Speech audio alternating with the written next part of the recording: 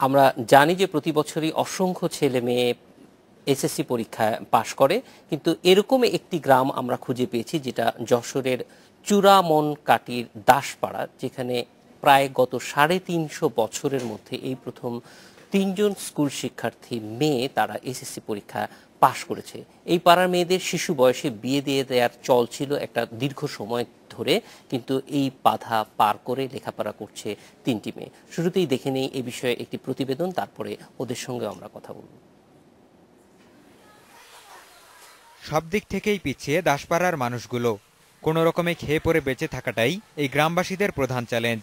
ছেলেরা স্কুলে গেলেও পড়াশোনা শেষ করা হয় না বললেই চলে, আর মেয়েরা থাকে ঘরেই। শৈশব থাকাকালেই বিয়ে দিয়ে দেয়া হয় তাদের।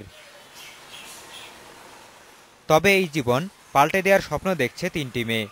সব প্রতিকূলতা পেরিয়ে প্রথমবারের মতো এই সম্প্রদায় থেকে এসএসসি পাশ করেছে তারা। এখানেই থেমে থাকবে না তারা, যেতে চায় বহু দূরে। একটা আশাই নিয়ে যে আমি বড় হয়ে এসএসসি পাস করব, কলেজ যাব। তো কলেজে যে তারপরে একটা ব্যবস্থা তো হবেই। ছোটবেলা থেকে যেভাবে পড়ালেখা করছি, তো তার পেছনে তো আমার বাবা মার হাত ছিল অবশ্যই। আর সিদ্দিক দাদু তো আঘাত মানে প্রথম থেকেই শেষ পর্যন্ত আমাদের পাশে রয়েছে। আমি পড়াশোনা করে এমন এক পর্যায়ে মানে চাকরি করে ভালো কিছু করতে চাই, যাতে আমি যে সমস্যাটা ফেস করেছি সেটা অন্য কেউ এই অঞ্চলের মানুষ আর মানে কেউ আর না করে। যশোর সদর উপজেলার চূড়ামনকাঠির দাসপাড়ায় ঋষি সম্প্রদায়ের মানুষেরা বসবাস করছে ৩০০ বছরেরও বেশি সময় ধরে। জাতপাতের ভেদে বরাবরই উপেক্ষিত থেকেছে তারা। মানুষের অবহেলা আর বঞ্চনার কারণে একসময় স্বপ্নও দেখতে ভুলে যায় এই মানুষগুলো। কেবল বেঁচে থাকাটাই হয়ে যায় মূল উদ্দেশ্য। বাজারঘাটের দোকানে কিছু খাতে যায় না, বিক্রি করতে যায় না। আমরা এখন প্রতিবাদ করলে করতে পারি, আমরা পারেননি। আমরা এই যে পল্লীপুরা সংখ্যাগোষ্ঠী মেলা। কিন্তু এভাবে আর বেশি দিন চলতে পারে না।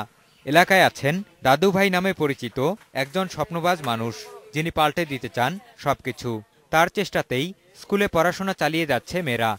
আমার মনটা বিষয় ওঠে যে কেন তারা আমার গ্রামের একটা সাইড কেন অবহেলিত থাকবে।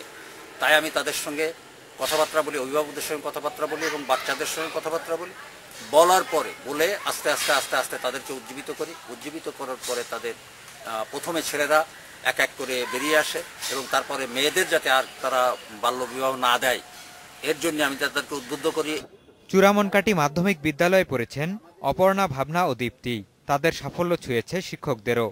এই সর্বপ্রথম ছাত্রতলা চূড়ামনকাঠি মাধ্যমিক বিদ্যালয় থেকে তিনটি মেয়ে একসাথে পাশ করায় আমরা বিদ্যালয় কর্তৃপক্ষ, শিক্ষক মণ্ডলী ও কর্মচারী সবার পক্ষ থেকে আমরা সবাই কৃতজ্ঞ এবং আমরা অত্যন্ত আনন্দিত। তিনজনের সাফল্য কেবল এদের ব্যক্তিগত অর্জন না, ঋষি সম্প্রদায়ের অন্যরাও এতে উদ্বুদ্ধ হবে বলে মনে করেন তাদের শিক্ষক। Independent news.